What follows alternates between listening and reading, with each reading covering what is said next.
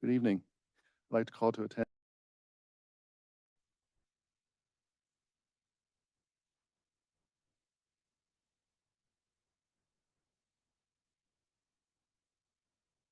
Thank you. Good evening. Welcome to the March 27th meeting of the Trinity County Planning Commission. Before we get started, I'd like to pledge allegiance.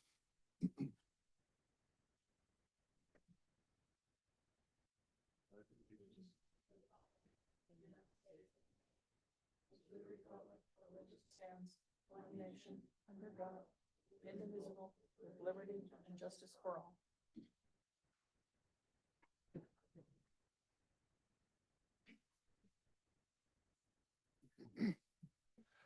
I'd like to open it up to public comment.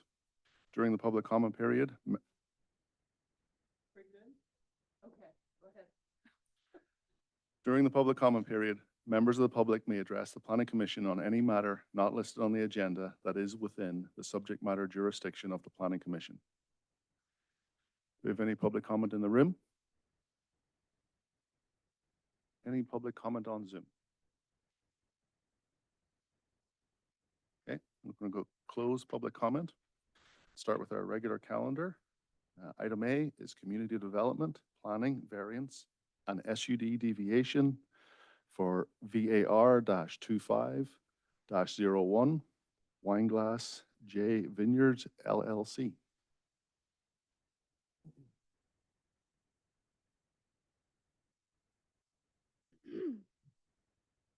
Good evening, Commissioners. This applicant is proposing to construct a two-story commercial building on the last vacant lot in the upper level of the Trinity Alps Business Park SUD in Weaverville, which is located at 35 Arbuckle Court. The office building is currently being permitted as a shell that could serve 3 different tenants with a combined leasable footprint of 10,440 square feet. For the applicant's agent, no tenants have been secured at this time. Through building permit review, planning staff identified that the proposed height exceeds the allowable 25 feet height limit in the upper level of the SUD. And the proposed parking space sizes were smaller than the 9 feet by 20 feet parking spaces required in Trinity County Code. The applicant submitted a variance application to reduce the parking spaces from 9 feet by 20 feet to 9 feet by 18 feet and requested a deviation from the Trinity Alps Business Park SUD development standards to increase the allowable height limit in the upper level from 25 feet to 31 feet.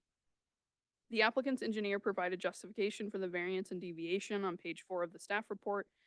Most notably, the geotechnical report demonstrated that a large portion of the site is not developable, and the current building proposal maximizes the developable area while providing enough leasable area for the project to be financially viable. The limited buildable area both influences the decreased parking space size and increase in height to meet the financial goals of the applicant for the project to be implemented. The parking space size is equal to that in similar jurisdictions and conforms with California Building Code. Given the site constraints, staff was able to justify the required findings for a variance from state and county codes. The purpose of this project, which is to provide office spaces that may create employment opportunities, is compatible with the overall purpose of the SUD. This project is compliant with the community plan and general plan as discussed in the staff report. After this project hearing, staff will continue to work with the applicant's engineer to provide a complete building permit submittal in order for the planning to approve of the associated building permit. Given the whole of the record, staff recommends, which is on page 4 of your staff reports, that the Planning Commission adopt Resolution PC 2025-04 and Exhibit A, Conditions of Approval, to adopt a California Environmental Quality Act determination that the project is categorically exempt from further environmental review under CEQA Guideline 15305, which is Class 5 for minor alterations and land use limitations, and B, approve the requested variance per Chapter 1731 in order to reduce the parking space size requirement from 9 feet by 20 feet to 9 feet by 18 feet, and approve a deviation request per the authority of Section T1 of the Trinity Alps Business Park in order to increase the maximum allowable height limit in the Trinity Alps Business Park Development Standards, Section DH, from 25 feet to 31 feet. I would also like to note that there's a clerical error that was noticed in the resolution attached. So in your motion, please add that the correction will be made to the right to correct and write the correct project number before the chair signs the resolution, because there was just a little switch in numbers when you write it so many times it happens. And with that, I'll take any questions you may have for staff. Thank you. Do any of the commissioners have questions for staff? So the resolution number is correct, the PC 2025-04. Which number is incorrect? The resolution number is correct. The label underneath the heading on the resolution says oh wait, sorry. That one's are correct too. It's it's on the heading on the second page. PC 2025-04 should say, wait, no, sorry. I'm so sorry. There's too many numbers here for me. It's been a long day. But second page, top of the page, it says approves VAR 2504, and this is in fact 2501, but I mixed up transposed the two different numbers. Thank you. Just one clarification that the determination for the CEQA exemption is only applicable to the variance and the deviation and not the rest of the full project, and that will be determined once the full permit is complete. The CEQA determination is in relation to the variance and the deviation, but since the building permit is ministerially exempt under CEQA, so the project itself is exempt in different ways. Any other questions for staff? I would add that I believe, well, his agent is here from TVCE, and I believe the applicant may be online. Thank you. Can we hear from the applicant? Please.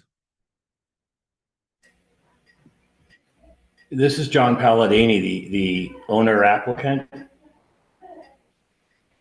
I agree with the. See if it clears up. Okay. Again, for the record, John Palladini, residence in Prescott, Arizona. I support and agree with the staff report on this. The property is uniquely shaped, and it does, as far as the parking and the building footprint, and so that's why we had to go a little higher. It's also my understanding that the county is actually looking at raising the maximum height for this zoning category to, I think, well above our requested, and at some point in the future. So we would be ultimately, if that goes through, consistent with the future height limitations. And then I guess I would also say that in that industrial park, the hospital at the end of Arbuckle, it's my impression that that's quite a bit higher than 31 feet. So I think we meet all the qualifications for the height variance. And as was stated by staff, the parking size is consistent with California Building Code 9/18. And again, it's just a function of the shape of the property requiring us to meet parking standards rather than getting a variance for fewer parking spaces. We're meeting the number of required parking spaces and reducing it by 2 feet in length. So I'd ask the board to approve the resolution granting the variance on both of those matters. I think Eric, our engineer, is in the room, and if there's any technical questions, I would defer to him. Happy to answer any of your questions as well. Perfect. Thank you, Mr. Palladini. It's quite difficult to hear you, but I believe we were able to understand most of what you were saying. Does anybody have any questions for the applicant? Nope. Thank you, Mr. Palladini. Do we want to hear from the engineer? Any technical questions? No? Thank you. Perfect. Does anybody have any technical questions for the engineer? Thank you. Do we have a panel? No? Yes. At this time, I'd like to open it up to public comment. Do we have any public comment in the room? Any public comment on Zoom? I'm going to close public comment and bring it back to the commission for a motion and discussion. Commissioners? I'll make a motion to approve resolution number PC 2025-04, in which we find that the requested variance and deviation to be exempt from the requirements of the CEQA or California Environmental Quality Act under CEQA guidance sections 15305, as it consists of the minor alteration of the required parking space size and minor alteration to the height limit of a building in the Trinity Alps Business Park SUD. And we make the following findings regarding the variance. The applicant will not be granted a special privilege upon the approval of the proposed variance. The approval of the proposed variance is not for a variance for use of the property. The approval of the proposed variance will not be injurious to the general public welfare or to the adjacent properties. The proposed variance is not in conflict with the goals, objectives, and policies of the general plan or any specific plans, and the project parcel is not located in a recreation development district overlay zone, and approves VAR 25-01, subject to the conditions set forth in Exhibit A of this resolution and incorporated herewithin, and finds the deviation request to increase the allowable height limit from 25 to 31 feet from the Trinity Alps Business Park SUD development standards not harm the public's health, safety, or welfare. I'll second with the minor correction that item 3 on the resolution be VAR 25-01. I will accept your correction. Okay, we have a motion and a second. Commissioners, any discussion?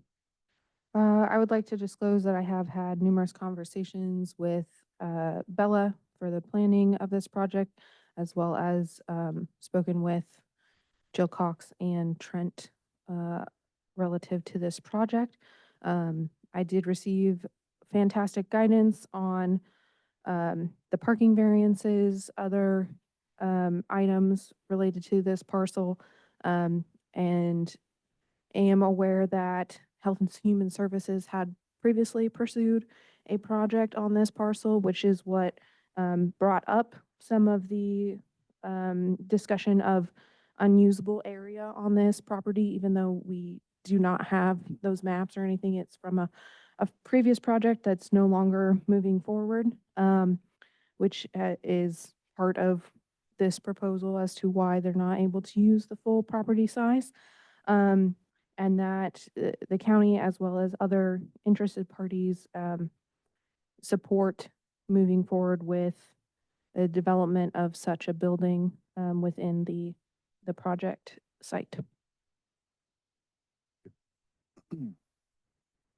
No, I was just going to say, I did go walk the site yesterday, and I agree that the topographic drawing shows, I mean, how steeply it drops off on the backside and how much that limits the available space for a building. I do have one small concern, which is of the water management plan for the project, but that's not part of tonight's request, and how it could impact the wetlands, which are adjacent. Those are under a Natural Resource Conservation Service easement on county-owned property. So I would just hope that as this moves forward, that there's consideration to ensure that the wetlands are protected. Thank you. Commissioner Harper? So we have a motion and a second. Do we want to vote? Please. Commissioner Fall, how do you vote? Aye. Commissioner Flights, how do you vote? Aye. Commissioner Harper, how do you vote? Aye. And Chair Barrett, how do you vote? Aye. Thank you. 4-0 to approve Thank you. with all Commissioner Flights. Resolution. Add it in there. The resolution is approved. Thank you. Thank you. We're going to move on to reports and announcements. Any planning commissioner reports? I just want to clarify one thing. So I did miss the last planning commission meeting in person and attended via Zoom.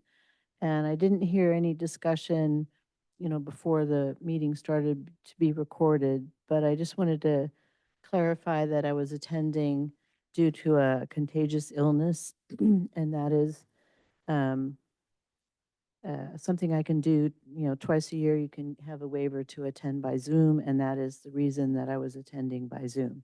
It wasn't, oh, I think I'm not going to drive in. It was trying not to give people my germs. And I would like to say something about that. Um, the consideration of a commissioner taking that and actually taking it seriously is of paramount importance at times. Some of you may or may not know that my wife is a cancer survivor, and so I really appreciated you attending by Zoom that night. So thank you. Mhm. Thank you. Any other planning commissioner reports? The Weaverville Historic District has an upcoming meeting, April 6th, if I'm correct.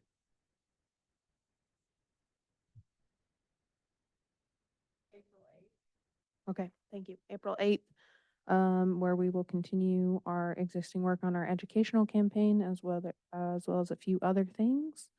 I believe that's it. Thank you. Any other commissioner reports? Nothing from me either. Will you please move to the Deputy Director of Community Development report, please? Thank you, Chair.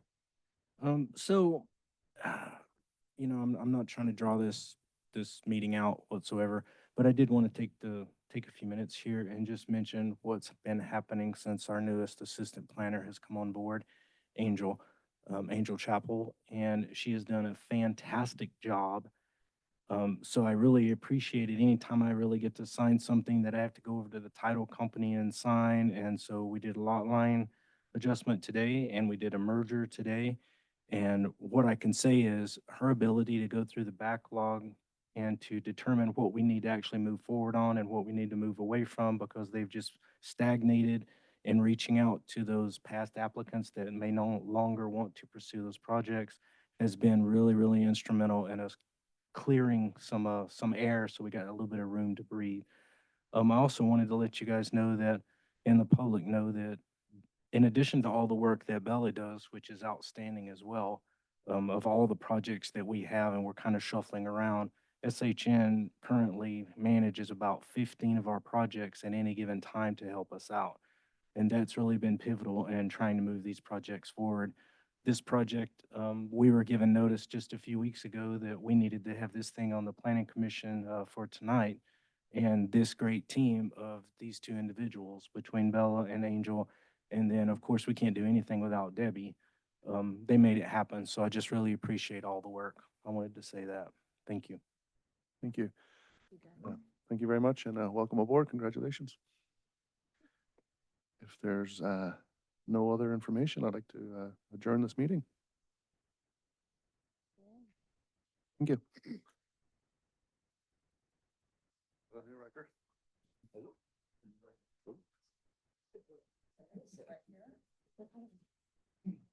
Hold everyone if we get out of here.